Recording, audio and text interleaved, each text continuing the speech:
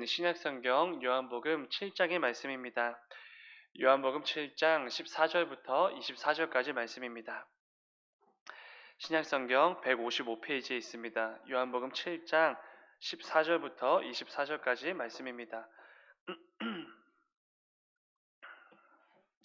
우리 이 시간 그 가운데 14절부터 18절까지 말씀을 우리 한 절씩 교독하고 마지막 18절을 함께 읽겠습니다.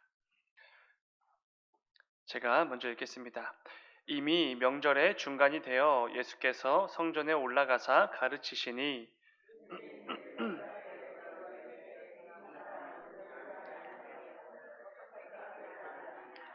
예수께서 대답하여 이르시되 내 교훈은 내 것이 아니요 나를 보내신 이의 것이니라.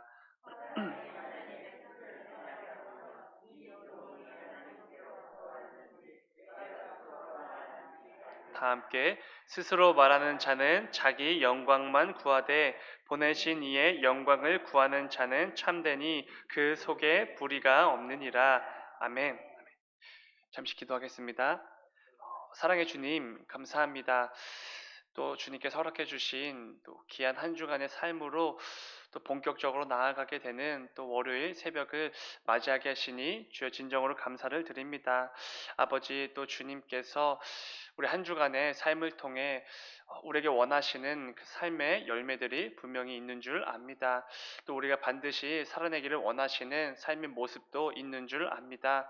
아버지, 이 새벽 말씀을 통하여서 또 찬양과 그 기도의 시간을 통하여서 하나님의 뜻을 다시 한번 깨닫고 하나님께서 우리 삶 가운데 맺기를 원하시는 그 삶의 열매를 다시 한번 깨닫고 결단하며 나아가는 귀한 이 새벽 될 수 있도록 인도하여 주셔서 이를 통하여서 이번 한 주간의 삶 속에서도 하나님께서 기뻐 여기실 만한 삶의 열매들을 가득 맺어 나가는 우리 모두가 될 수 있도록 주님 인도하여 주셔서 주님 감사합니다. 거룩하신 예수님의 이름으로 기도드렸습니다. 아멘. 그럼 광고 말씀 하나 드리겠습니다. 다들 아시는 것처럼 담임 목사님께서 그 교동협의회 그 수련회 일정으로 출타 중에 계십니다. 담임 목사님 또 이렇게 이루어 가시는 그 일정을 위해서 그리고 우리 교회를 위해서 함께 기도해 주시기 바랍니다. 오늘 함께 읽은 말씀을 가지고 오직 하나님께 영광 이런 제목으로 말씀을 나누겠습니다. 오늘 말씀은 유대인의 명절 가운데 예루살렘으로 올라가셔서 말씀을 가르치시는 예수님에 대해서 말씀해 주고 있습니다. 특별히 오늘 본문은 말씀을 선포하시는 예수님 자신의 권위에 대해서 스스로를 변호하시는 장면들이 계속해서 등장하는 것을 보게 됩니다. 예수님께서 자신을 변호하실 수밖에 없었던 이유는 유대 종교 지도자들이 예수님의 말씀과 가르침을 깎아내리고 예수님의 그 가르침을 평가절하시키며 계속해서 예수님을 공격했기 때문에 그렇습니다. 그런 유대인들과 예수님의 논쟁에 대해서 오늘 본문은 말씀하고 있는 것이지요. 이 새벽에는 이 본문을 통해 함께 말씀을 나누고자 합니다. 특별히 한 주간의 삶이 본격적으로 시작이 되는 오늘 월요일 새벽에 이 하나님께서 허락해 주신 그 말씀으로 우리 자신을 한 번 더 무장하고 우리에게 주어진 한 주간의 삶 속에서 하나님께서 나에게 원하시는 삶이 무엇인지 다시 한번 깨닫고 결단하며 나아가는 귀한 이 새벽이 되기를 주님의 이름으로 축원을 드립니다. 오늘 본문은 이렇게 시작이 됩니다. 14절입니다. 이미 명절의 중간이 되어 예수께서 성전에 올라가사 가르치시니 아멘. 예수님께서 예루살렘 성전에서 사람들에게 말씀을 가르치셨다 이렇게 말씀해 주십니다. 그런데 그 예수님의 모습을 보며 여러 유대인들 즉 종교 지도자들이 예수님을 공격하기 시작하는 것을 보게 됩니다. 이어지는 15절의 말씀입니다. 유대인들이 놀랍게 여겨 이르되 이 사람은 배우지 아니하였거늘 어떻게 그를 아느냐 하니 이 말씀은 그 당시 기본적으로 유대인들이 배우게 될 어떤 가정이나 회당에서 배우는 그런 교육을 예수님께서도 당연히 받으셨겠지만 예수님께서는 당시 유대인들이 이렇게 높게 쳐주고 인정해주고 존경했던 고등 학문을 받지 않으셨다 이런 것들을 우리가 알 수 있게 됩니다. 그러니까 이 유대인들은 예수님이 우리가 존경할 만한 아니면 우리가 인정할 만한 고등 학문을 받지 않았는데도 어떻게 저렇게 하나님의 말씀을 잘 설명해내는가 이런 좀 놀랍게 여겼다라는 말을 하고 있는 것입니다. 예수님은 고등 학문 이상을 교육받고 또 사람들을 가르치던 유명한 랍비들보다도 그 말씀을 더 깊이 있게 가르치셨던 것 같습니다. 그렇기에 학문을 중요시하고 그것을 위대하다고 여겼던 이 유대 종교 지도자들이 보기엔 하나님의 말씀을 제대로 잘 깊이 있게 선포하시는 그 예수님의 모습이 놀라울 수밖에 없었던 것이지요. 그런데 이것은 예수님을 이렇게 높이기 위해서 예수님께 박수를 쳐주기 위해서 했던 말은 아닌 것 같습니다. 예수님께서 못 배우셨는데 우리의 인정을 받을 만한 사람이 아닌데 어떻게 저렇게 말을 잘하는가 이렇게 약간 비난과 조도 섞인 마음으로 표현을 하고 있는 것이지요. 중요한 것은 그런 유대인들을 향해 예수님께서 이렇게 말씀해 주십니다. 이어지는 16절입니다. 예수께서 대답하여 이르시되 내 교훈은 내 것이 아니요 나를 보내신 이의 것이니라. 아멘. 굉장히 중요한 말씀을 해 주고 계십니다. 이런 말씀이지요. 지금 너희들이 내 말을 듣고 놀라는 것은 너무나 당연하다. 왜냐하면 내가 지금 선포하고 있는 이 말씀은 내 생각도 아니고 내 지혜나 내 신념이 아니라 나를 보내신 하나님 아버지의 말씀이기 때문에 너희가 놀랄 수밖에 없다. 이렇게 말씀해 주시는 것입니다. 유대인들 생각에는 고등 학문에 해당하는 그 과정을 밟아야지만 사람들을 놀라킬 만한 그런 말을 전할 수 있을 것 같은데, 그리고 이 세상 사람들이 인정해주는 지식을 배워야지만 그게 능력 있는 것이고 권세 있는 것이라고 생각했을 것입니다. 그런데 그 모든 생각들을 완전히 뒤집는 것이 오늘 본문에 등장하는 예수님의 말씀인 것이지요. 그들이 가지고 있었던 그 생각들을 완전히 뒤집어 버리시고 진짜 중요한 진리를 가르쳐 주시는 것입니다. 전능하신 하나님의 말씀보다 더 능력 있고 권세 있는 것은 절대로 있을 수가 없다. 이 분명한 진리를 말씀해 주시는 것이지요. 사랑하는 여러분, 오늘 말씀을 준비하면서 굉장히 두렵고 떨림으로 준비했던 것 같습니다. 설교를 준비하는 그 순간들이 그리고 원고를 작성하는 순간이 왜 그렇게 유독 부담이 됐는지 모르겠습니다. 그런데 오늘 말씀에 의하면은 당연히 부담이 될 수밖에 없었던 것이지요. 이 설교를 준비하고 선포하는 이 설교자로서 때로는 매너리즘 같은 것에 빠질 때가 있습니다. 매일같이 이렇게 설교를 준비하고 또 선포하고 그러다 보니까 마치 또 한 번 숙제를 해내듯이 그렇게 설교를 준비하고 설교를 했던 경우들이 참 많이 있었던 것 같습니다. 그런데 오늘 말씀에서 예수님께서 가르쳐 주시는 그 진리에 따르면은 절대로 그럴 수가 없다는 것입니다. 설교자가 아무리 형편이 없고 부족하다고 하여도 이 설교자의 입술을 통해 선포되어지는 그 말씀이 능력과 권세가 담긴 하나님의 말씀이기 때문에 절대로 그런 매너리즘에 빠질 수가 없다는 것이지요. 이 새벽에 기도하실 때 우리 은작교회 강단을 섬기는 담임 목사님과 모든 부교역자들을 위해서 꼭 함께 기도해 주시기 바랍니다. 하나님께서 허락해 주신 이 교회 공동체의 그 강단에서 선포되어지는 그 모든 말씀들이 오직 살아계신 하나님의 능력과 권세로 가득한 그 말씀들이 선포될 수 있도록 기도해 주시기 바랍니다. 또한 무엇보다 그 모든 선포되어지는 설교가 오직 하나님의 권위 있는 말씀에 기초한 설교가 될 수 있도록 꼭 반드시 기도해 주시기 바랍니다. 세상의 문화 그리고 요즘 트렌드, 시대의 흐름과 이 세상 사람들이 중요시 여기는 그 가치들 이런 것들도 당연히 좋고 꼭 필요한 것들이지만 무엇보다 모든 설교자들이 철저하게 하나님 말씀을 기초로 하여 설교 원고를 작성하고 설교를 선포할 수 있도록 기도해 주시기 바랍니다. 우리가 잘 알고 있는 신학자이자 목사인 이 칼바르트라는 사람이 있습니다. 이분이 남긴 유명한 말이 있지요. 한 손에는 성경을, 한 손에는 신문을, 이런 유명한 말이 있습니다. 이 말은 이 땅을 살아가는 모든 신앙인들은 성경 말씀만 붙들고 살아가면 안 된다라는 것입니다. 동시에 이 세상의 흐름과 역사에도 반드시 관심을 가져야 된다라는 것이지요.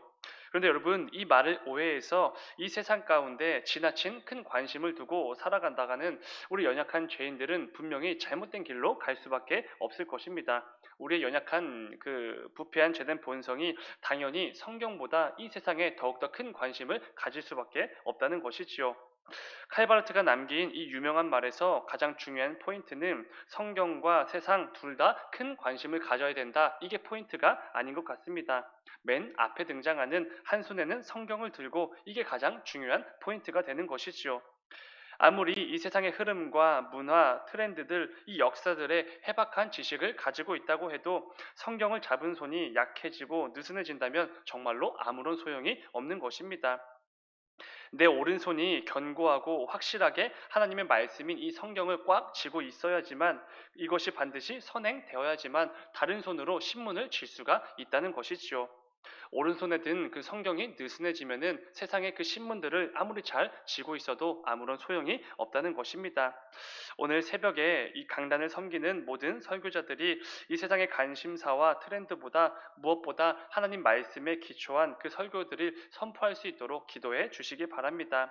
우리 사람들이 듣기 좋은 말, 재밌어 하는 말을 아니면은 설교자 자신이 부담이 덜 되는 말들을 이런 것에 얽매이고 집중하는 것이 아니라 오직 하나님께서 허락해 주신 그 본문 말씀이 주어지기만 하면 그 모든 것들을 뛰어넘어서 오직 하나님 말씀에 기초한 하나님의 뜻을 담대하게 선포하는 우리 모든 설교자들 될 수 있도록 이 새벽에 꼭 함께 기도해 주시기 바랍니다. 그런가 하면 예수님은 자신이 선포한 그 말씀의 권위에 도전하는 유대인들을 향하여서 계속해서 이렇게 말씀해 주십니다. 본문 18절입니다. 스스로 말하는 자는 자기 영광만 구하되 보내신 이의 영광을 구하는 자는 참되니 그 속에 불의가 없느니라. 아멘. 이 말씀에 의하면 예수님은 계속해서 자신이 선포하시는 그 말씀의 권위와 정당성에 대해서 변호하고 계시는 것을 보게 됩니다. 특별히 이렇게 변호하고 계시죠. 자기 영광을 위하여 말하는 자는 불의한 자이고 그런데 보내신 이의 영광을 구하는 자는 참되다 이렇게 말씀해 주십니다.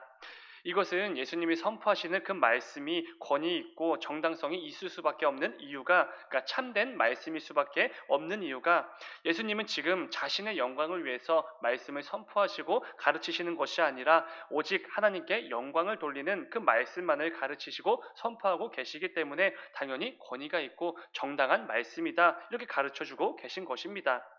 그런데 여러분 잘 생각해 보시면은 예수님은 공생의 사역을 감당하시는 동안 그 어떤 경우에도 하나님의 영광을 본인이 취하신 적이 단 한 번도 없으시다라는 것을 우리가 잘 알게 됩니다. 이 땅에 인간의 몸을 입고 오실 때에도 하나님 아버지의 뜻에 순종하심으로 오신 것이고 감당하신 모든 사역들과 십자가의 사건마저도 자기 자신을 위한 게 단 하나도 없었던 것이지요.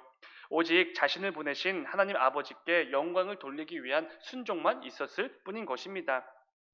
우리 주님께서 십자가에 달리시기 전 겟세마네 그 기도를 하실 때에 이런 기도를 드리신 적이 있습니다. 요한복음 17장 4절을 보면은 이렇게 기도하셨습니다. 아버지께서 내게 하라고 주신 일을 내가 이루어 아버지를 이 세상에서 영화롭게 하였사오니 아멘.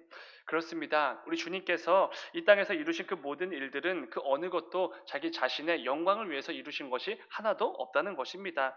오직 자기 자신을 이 땅에 보내시고 예수님에게 그 모든 사역을 맡기신 하늘에 계신 하나님 아버지의 영광만을 위해서 이 땅에서 그 모든 사역을 감당하셨다라는 것이지요.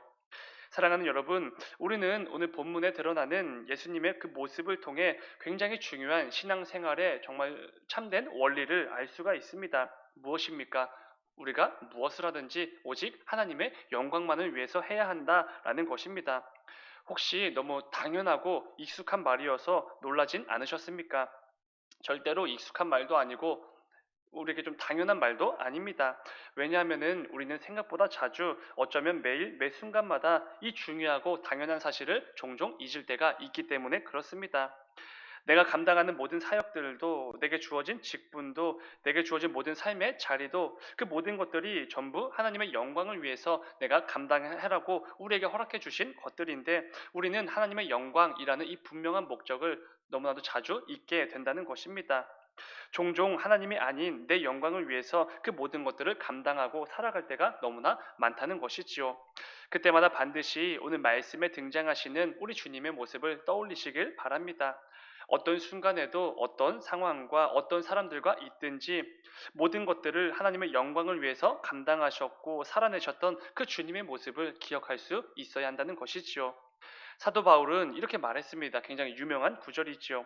고린도전서 10장 31절의 말씀입니다. 우리 다 함께 읽겠습니다. 시작. 그런즉 너희가 먹든지 마시든지 무엇을 하든지 다 하나님의 영광을 위하여 하라. 아멘. 여러분 이 말씀을 읽으실 때 어떻게 읽히십니까? 이것은 우리가 무엇을 하든지 아무런 상관을 이렇게 아무런 신경을 쓰지 않으신다 이런 말씀입니다. 그런데 단 우리가 무엇을 하든지 오직 하나님의 영광을 위해서만 해야 한다 이렇게 말씀해 주시는 것이지요.